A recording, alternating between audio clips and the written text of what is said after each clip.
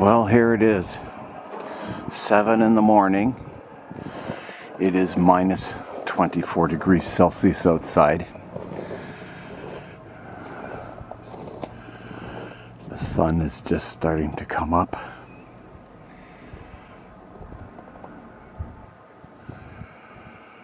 Very, very cold out. Let's go see how the greenhouse is doing.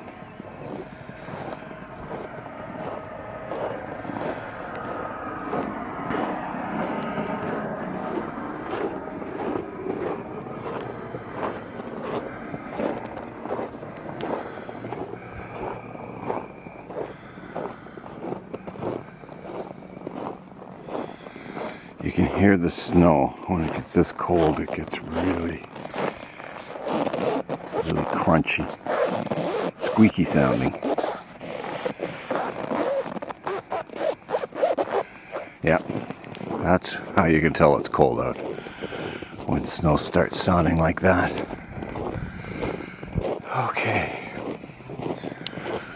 so the greenhouse will be frozen. I can't keep it warm enough in these temperatures, but let's see what it's at.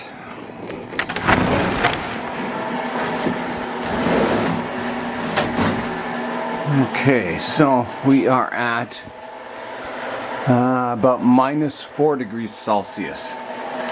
So that's not too bad. I mean, that's quite reasonable for these trees.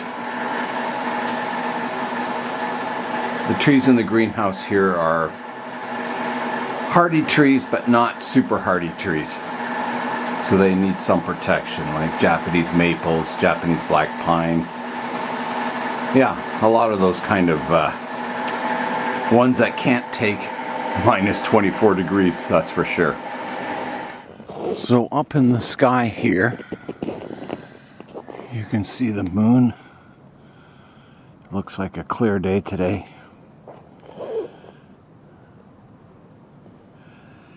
Get some beautiful colors in the morning. It's very quiet outside. In the greenhouse here, it feels quite warm. There's a 20-degree difference from outside to in the greenhouse here. In some parts of Australia, it is 40 degrees Celsius out. That is a 64 degrees difference in temperature. Wow, it's hard to imagine. So it feels cold out. It kind of stings your face and your nostrils. Yeah, it's cold out.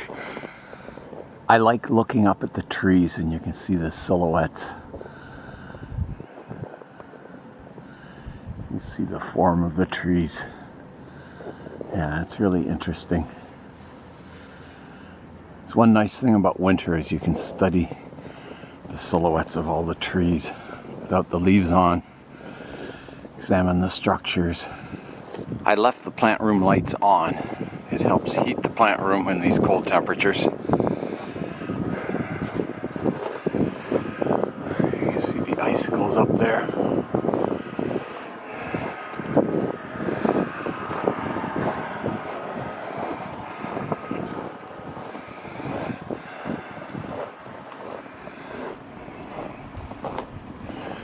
So the Fiat started yesterday at minus 19 degrees Celsius. There's the moon up there still. City's waking up. Plows are out doing driveways. Alright, time to head back indoors. It's too cold out here. The cube is tucked away for the winter. Yeah, should be fun driving that this summer. Matrix is tucked away. The truck buried under the snow and ice.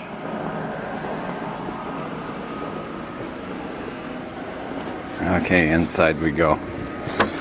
Hi everyone, Nigel Saunders here. It has been a couple of days since we had those really cold temperatures. The temperature outside now is kind of back to normal. minus 10 to minus 15 degrees Celsius. So we had the first meeting of the Kitchener-Waterloo Bonsai Society last night, and Hong did a talk on tool maintenance, tool sharpening, and tool care. So I'll show you that now. I'm going to show you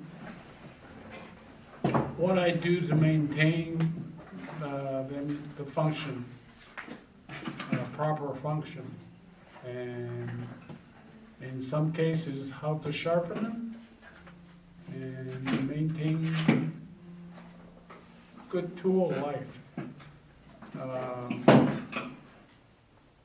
The tools I bought in my early days of bonsai, which is maybe 24 years ago, and they are still as good as the day I bought them. So I must be doing something right. So I'm going to show you and let you know what and how to maintain. Did you take them out of the package, Hong, or? Yeah. I was trying to do the math. I was like, how many cuts does he do a year? He's had it for 24 years. That's like thousands of cuts. Thousands of cuts and not too many sharpening because you're cutting wood after all. You're not cutting. Now I know people who cut wire with their tools. There's a tool for wire, so you shouldn't be using your shears to cut wire. Yeah, they cut well, but they don't last long. Who's got some tools that they want to tell us what happened, the shape of the tool, or maintenance? Here, I got one. I don't know what happened to it. Oh, there we go.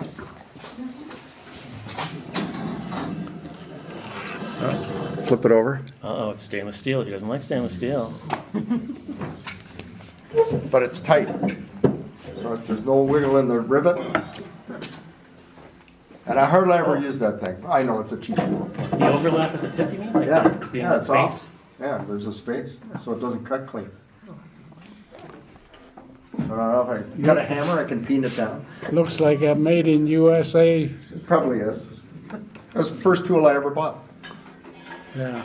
So, when back in Because 2020, when I it's- thought about it, I probably spent $15 instead of spending 50. It's I can't do anything for you here. Okay, good to know. No, because Can they line back up? it's warped. Yeah, Okay, the two cutting head edges are are like not that. in line. Now they're not supposed to be flush. They are supposed to have an overbite. In other words, one overlaps the Go other. like that, they go like this. Right. So when the shears, or when the cutter is cutting the branch, it usually cuts about halfway, and then the other half of the branch is sheared off. Okay? It's important to look at when you cut that it really cuts and it's not pinching the bark. When it does pinch the bark, that's where you kill the branch. You separate the cambium from the cambium to the surface from the dead wood. In that case, would you just need to sharpen them so they shear? Exactly. Okay. That's where when you cut, you need very sharp tools. The sharper, the better. Now, this one didn't cut too badly, actually. Yeah. If you could see, it's quite a clean cut. He's just a perfectionist. Well, I think it has something Does have to, its place. yeah. What if you dropped it or something?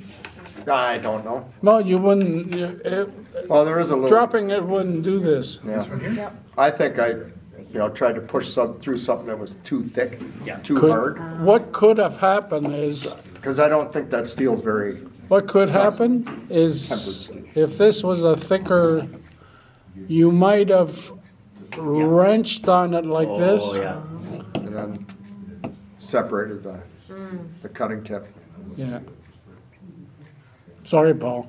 Okay. Nice cutter, though. Yeah, I mean, it looks good from a distance. No, stainless steel is, Yeah. they make good cutters because they very seldom need sharpening. What mine are, if you take a look, So I don't know what there's a little bump space there. Yeah. where the two cutting edges meet. So if we cut, That one wasn't a good cut. Like, that was a crappy cut.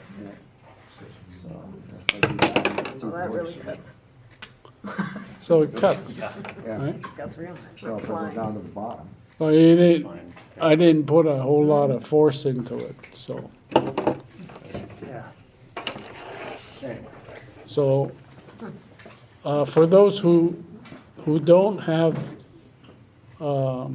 proper bonsai tools,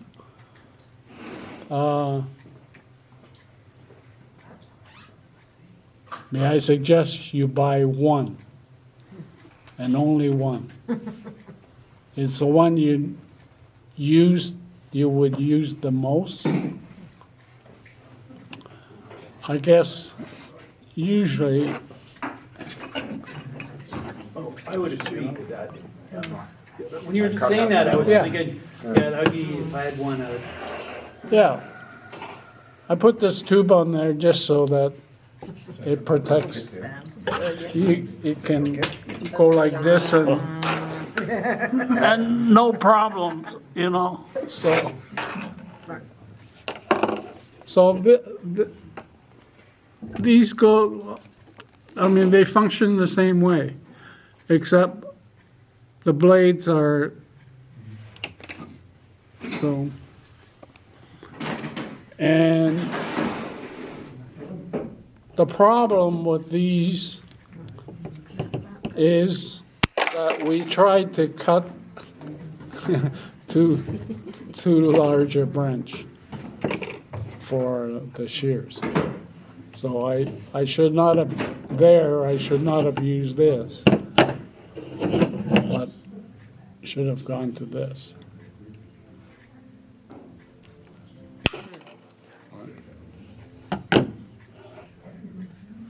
Where they're cutting, are you supposed to leave the cuts long for dieback, or? With maples and a lot of trees, yes. Really suggest And then come back after and clean it up? after the dieback, then you can come back and clean it up. So, but some of the tools, now, I just brought a sample. I got got one of those big toolbox. So, What do you do, use the hammer for? hammer? Good Looks like a question. mallet. It's a little, I made this. It's part of a chair? Chair leg. Yeah. Yeah. Part of the chair. Oh, it's So hardwood. what it is I use it in conjunction with a gouge. So I would go like this with the gouge. Sometimes when the tree is, say, looks something like this, and you want to do something with you want to smooth out a cut or whatever, and you can't get in there, okay? So you would use the gouge, and use a hammer to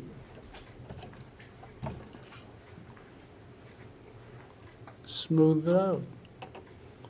So it works better with it is being fixed. So, but sometimes this is what I use, right?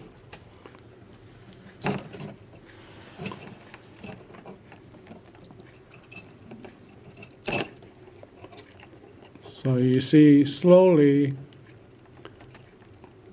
now this being a maple, it's hardwood. Now you got to be very careful when you're using carving tools, simply because they are so sharp, because it can go right through your finger. Is anybody here familiar with carving tools? I know Nigel is. Yeah, I use it on the roots, carving roots on ficus. Yeah. No, but you also build violins, Yeah, which has a lot of carving. yes. So. And you have to keep your tools sharp. Very sharp. And Not you just also sharp. use maple, right? Yeah, the striped maple, Yeah. it's, unless you have a hard or a sharp tool, the maple is hard and soft. Just goes right off. So if you have a sharp tool, you can carve it like any other piece of wood, but if you have a dull tool, it just rips parts of it. It's like trying to carve glass. Yeah. Yeah. Just So you never slippery. use a little mini Dremel on any of these? I've seen people. Oh, yeah. Yeah, I've seen Yeah. that. You could. Just for smoothing the, like what you were using together? Yeah. I actually, I don't remember seeing a book that tells you what tool to use with what, other than the very basics, right? Okay. But what I find is, just from just doing things, you kind of find out what works and what doesn't work. Yeah, I use the Dremel tool quite a lot. I have White people love those things. I have a burr, a diamond burr that I use, and probably that's what I would use on this. Because all I do is I just buzz this, and this could be on the tree anywhere. So, yeah. So, is there anyone here that doesn't know what's up here? I'm not sure about the sponge. Which one? The sponge. Ah, Here, okay. little. The sponge is what Paul was looking for. Polishing. I use this, I'll polish that. So the sponge, in conjunction with. Now, these are sandpaper, basically. They're not made from sand. They're made from silicon carbide, aluminum oxide, or diamond. Because they are very hard material and they cut. And this, because this sponge it's flexible and it's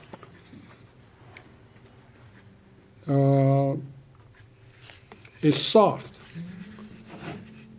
So to get this curve,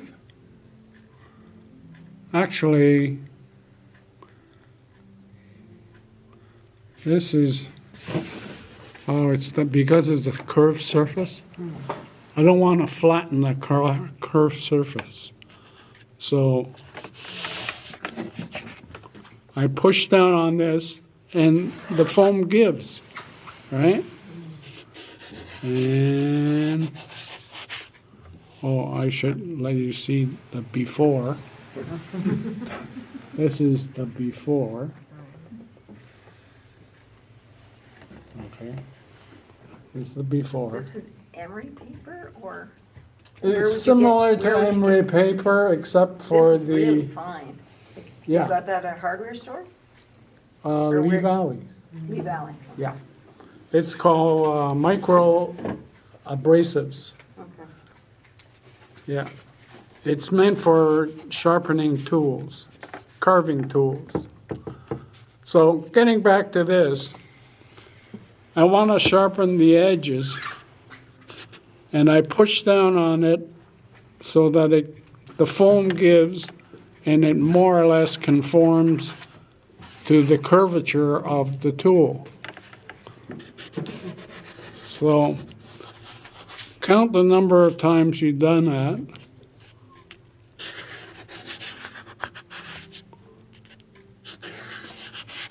So I'll do 2 more, 5 and 6. So now take a look.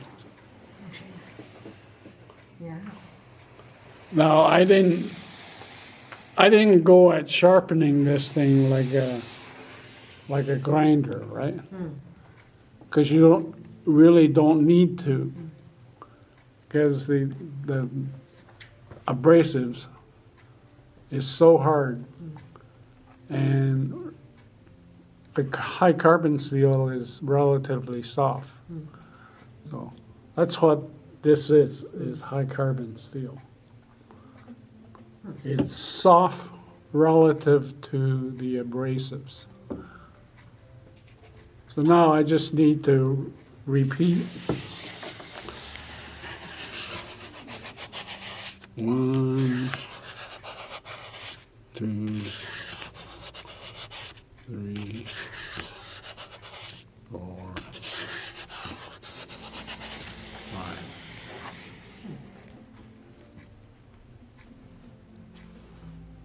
Yeah, just have a look. And take a branch and cut. Gosh, you can feel Lee that. Valley as well, or Oh, cheers, thank you. tool? No, the tool I bought, Oh, jeez. Somewhere along there. Wow, That's like awfully nothing. sharp, yeah, no kidding. Way finer than emery. bonsai house. Takes a good little cookie cutter out of it. That's amazing. I don't think so. As I think they sharp. moved to, Wow, that's like nothing. well, it's the amount of effort you need, right? So you Anyone else want to try? Now, how many times a year would you sharpen a tool like that? Or if maybe twice the most. Yeah, Well, Because- depending on how many times a year you use it. all the time. Yeah. I mean, the fall is, and repotting. I also use this as a root cutter. Okay. Really? That exact one? Yeah, It's very well, shiny. you know the roots at the bottom of your tree, Yeah. right? They come straight down when you teased it, and you just go along and clip and leave the ones on the outer edges. Yep.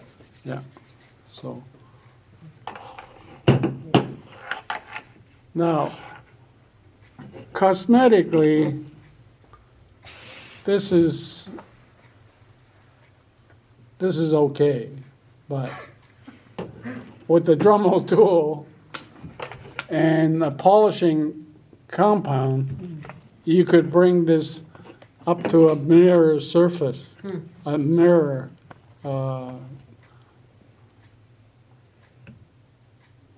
Yeah, you could actually see yourself. You might want to do that inside a box, so, No. if you're gonna do it on a table, because the compound, the compound goes everywhere.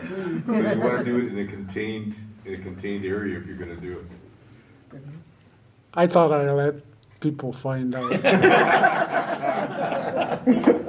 No, really, George is quite right, because the stuff, usually you want to position it so that the buffing wheel is throwing stuff out instead of throwing towards you. So, yeah. So it just takes it a little bit. I can tell you from experience that your wife can get really pissed off when you throw that over the kitchen. Anyone's wife, let's say. The thing is not to do it in the kitchen. That's why I say put a box around it. No, what this does is also puts a coating, sort of a waxy coating on the surface. And it makes it quite slippery, so. One thing to watch for is that it doesn't get too hot too, because you can lose your temper because the very tip of your cutting edge is very, very thin. Yep. And when you heat it up, it'll lose its heat treating, case hardening or hardening. It'll temper it, so. Yeah, when it's temper, you can't hold an edge. Yeah. There's no such thing as a cutting edge there. Yeah. Yeah, you'd have to sharpen every time you use it. So,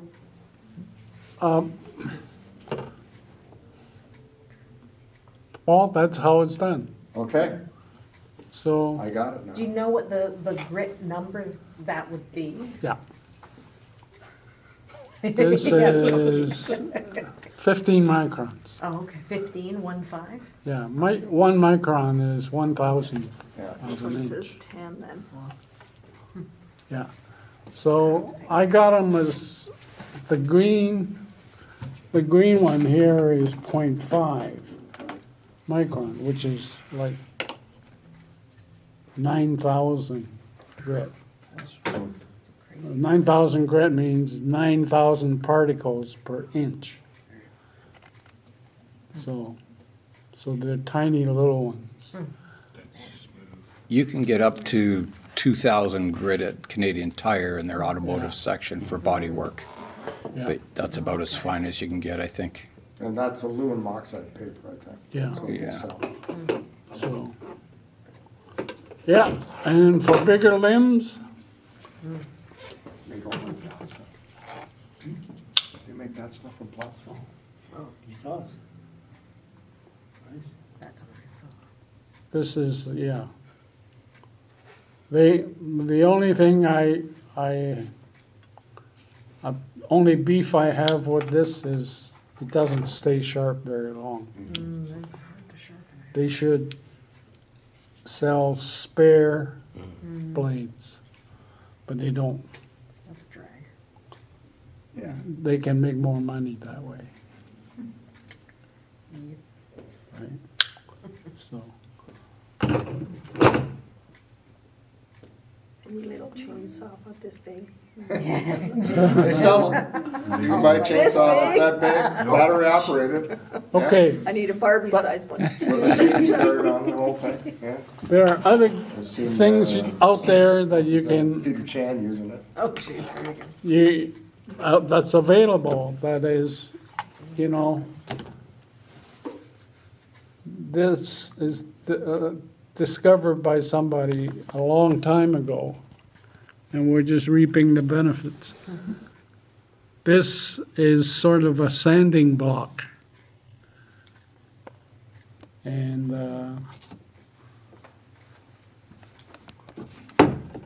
it's good for stuff like this.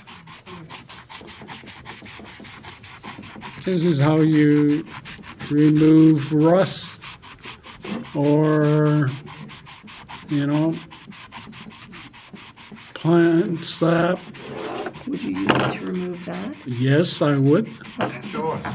I'll show you. So this is On both of them. this is what it does, right? I just worry about using something that, How I So- know they sell those sanding blocks, like, 'cause I do drywall and stuff like that, so, Yeah. but that's like 200 grit. Yeah. that's really fine grit, Yeah, yeah. so what grit is the one you have? It looks a little finer than what you find in the drywall compound section at the hardware. I don't know. I forgot in my old age because Who's old? yeah, it was old. It's not written back.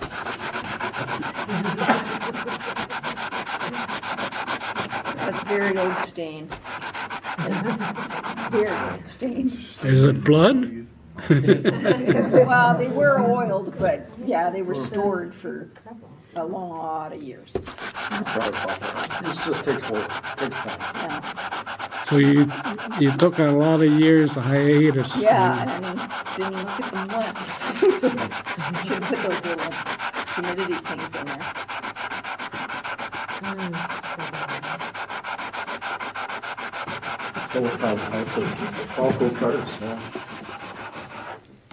But what I don't notice on your table, which I use, is oil. So do you not oil not your cheap either, tools at all? These are like 100. Because No you don't have need any to. oil. But Well, if you're storing them for a lot of time, No, no, no, no? no. You don't oil your tool, your, No, they never get wet. You just wipe them clean. You don't okay. soap and Mine water. were stored in the garage, so I Yeah. think that's part of the reason they got If it. you need that, I need it too.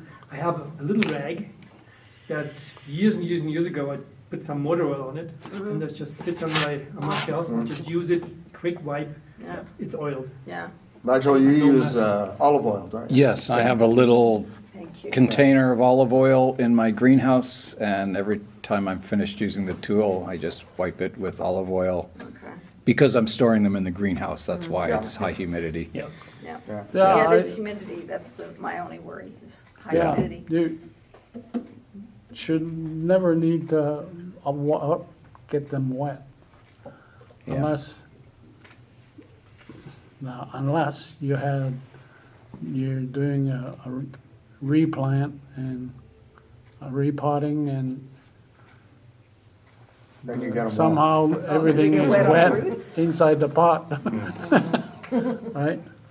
Like olive oil in my Falcos, but I'm using those in the garden as well. Yeah. It might be raining the day I. Well, these are okay if you get them wet, right? This, And to sterilize, what are you using?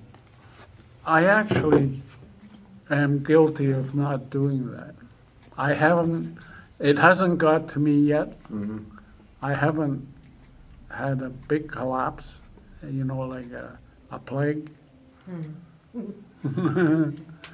So I do, when I am convenient to do, I have isobutyl alcohol that I put in a baby jar, baby food jar, and all I do is I stick the whole thing in.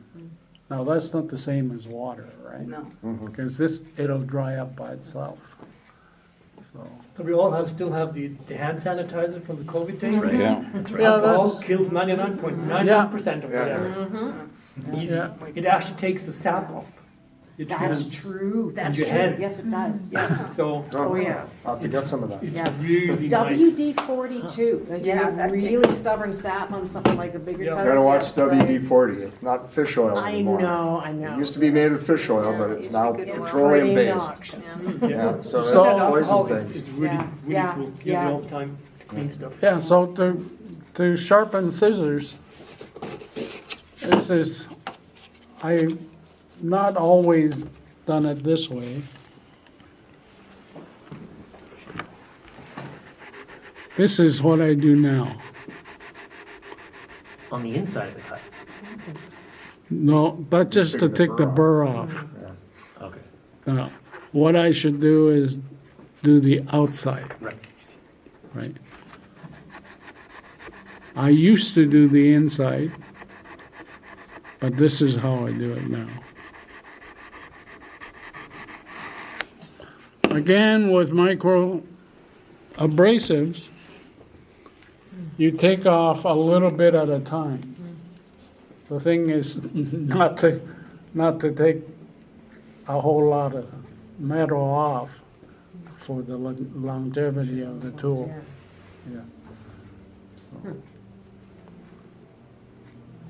But this is the number one tool that I use the most. do you ever get a gap forming? Like when you hold it up to the light, do you ever get a gap forming between them? Oh, no, No. no. Because if I do, all I do is use say a ball peen hammer Okay, and hit the center. which side? Doesn't matter? Doesn't matter which side. I Now, know some one of them that's coming apart. have a screw and a nut. If they have a screw and a nut, you can't do that. No. You have to tighten it up. Okay. But otherwise, you just give it a light tap and until you get the desired, I have one that's coming apart. yeah, gap again. Yeah. Just like this. Yes, some video of that or some nice cuts. Yeah. Some of the YouTubes are though, they're like the sound is so good. So who's got tools that they want to practice a little bit on sharpening? I will sharpen mine. No? I will sharpen mine. For sure, I'll sharpen mine. Well, Paul, you got a whole bunch, eh? Holy, look at that knob cutter. Oh, sure. Serious knock I got big trees. Big bump. Look like a blacksmith. Yeah. Yeah, farrier. Oh, come on. He doesn't do this. He does horseshoes. Can I see? Take your pick.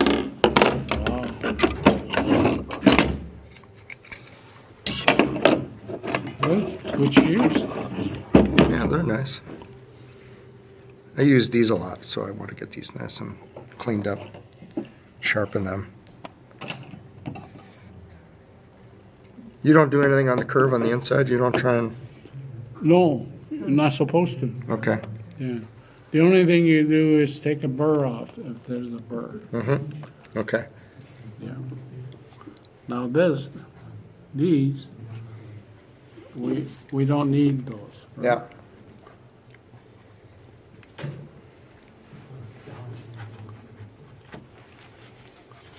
I generally use this, Okay. but find a surface that is flat relatively. So this is how I do it. Yeah. I'm rocking this thing at the same time Okay.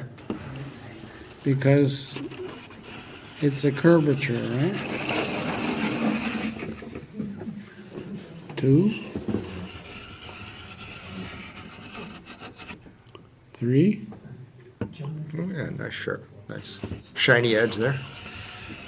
You're just always pulling in the one direction, or never with the cutting edge going forward. that's right.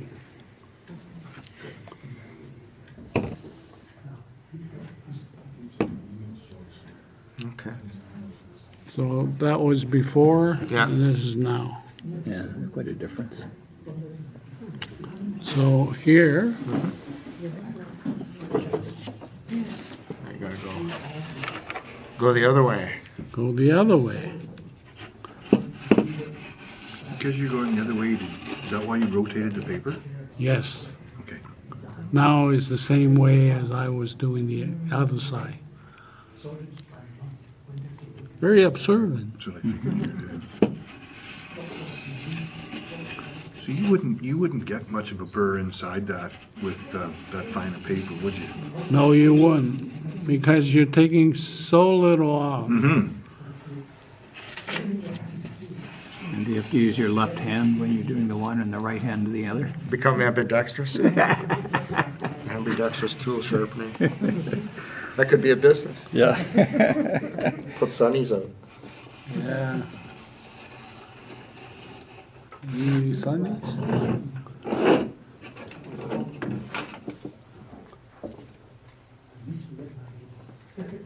Watch your fingers. Oh, yeah. That's Oh, a yeah. big That's one, quite eh? a bit. Quite a bit sharper. Making it one. None of my trees are. I was supposed to say, you wouldn't even use that at the. No, no. And then you would buff that surface. It looks like the stuff that they. You don't have to. Yeah. Well, I was Well, gonna just say, get all the yeah. sap off and everything. Don't buff it Uses, when it's That was a look at last night's meeting of the Kitchener-Waterloo Bonsai Society. We switched fully to in-person meetings. There's no more online meetings, so sorry, John.